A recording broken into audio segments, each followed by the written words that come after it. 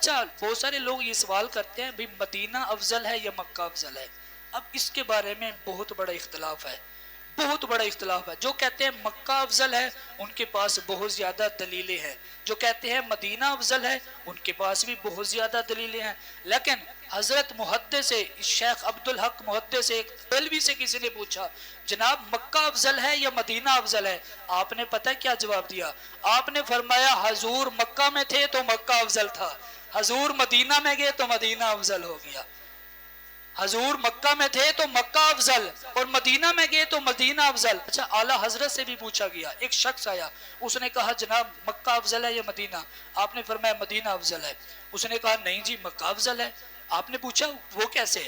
اس نے کہا کہ سیاستہ کی حدیث ہے، بخاری شریف کے اندر حدیث ہے، مکہ میں ایک نماز پڑھنے کا ثواب 1,00,000 نماز کا ثواب ہے، مدینہ میں ایک نماز جو بندہ پڑھتا ہے 50,000 نماز کا ثواب ہے، 50,000 نماز کا ثواب ہے۔ تو اس لحاظ سے چونکہ یہاں پہ نمازوں کا زیادہ ثواب ہے اس لیے مکہ افضل ہے، اور وہاں پہ جو مدینہ میں بندہ نماز پڑھتا ہے 50,000 ہے اس لیے وہ مدینہ افضل نہ ہوا، مکہ افضل ہوا۔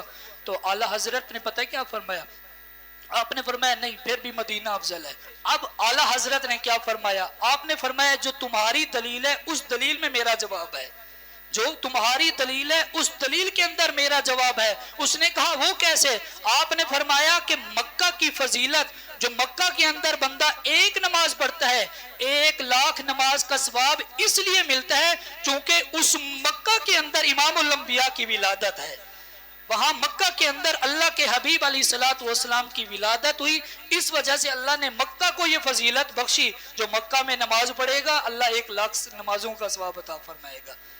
تو مکہ افضل اور مدینہ افضل میں بڑا اختلاف ہے، لیکن ایک بات ہے، آپ نے فرمایا کہ آپ صلی اللہ علیہ وسلم جہاں جہاں سے گزرے، آپ صلی اللہ علیہ وسلم جہاں جہاں سے گزرے، مکہ میں گئے تو مکہ افضل، مکہ کے راستوں سے گزرے تو وہ راستے افضل، امام الانبیاء مدینہ میں پہنچے تو مدینہ افضل، بلکہ روح زمین پر جو سب سے محبوب اور سب سے جو افضل جگہ ہے وہ مدینہ رسول ہے، وہ روضہ رسول ہے۔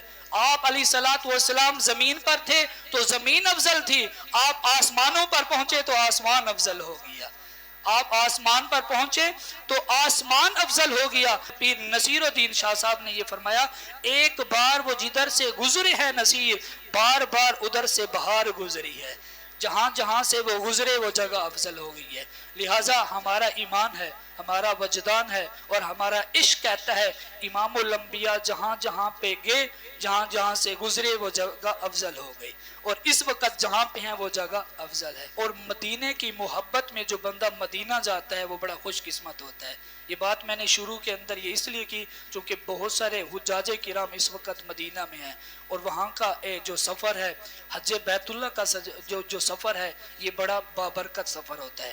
دنیا کے سفروں میں سب سے جو بہترین سفر ہے وہ حرمین شریفین کا ہے، جنہوں نے کی ہے ان سے پوچھیں، جنہوں نے کی ہے ان کو پتہ ہے کہ یہ سفر کیسا سفر ہے، چاہے وہ عمرہ کا ہو یا حج کا ہو، لیکن سفر حرمین جو ہے وہ سب سے بہترین سفر ہے۔ جنہوں نے سفر کیا اللہ ان کا قبول فرمائے، جنہوں نے نہیں کیا اللہ تعالیٰ ان کو حج بیت اللہ کی سعادت نصیب فرمائے، اور اللہ پاک اپنے حبیب صلی اللہ علیہ وسلم کے صدقے سے اللہ ساری امت مسلمہ کی خیر فرمائے، آمین۔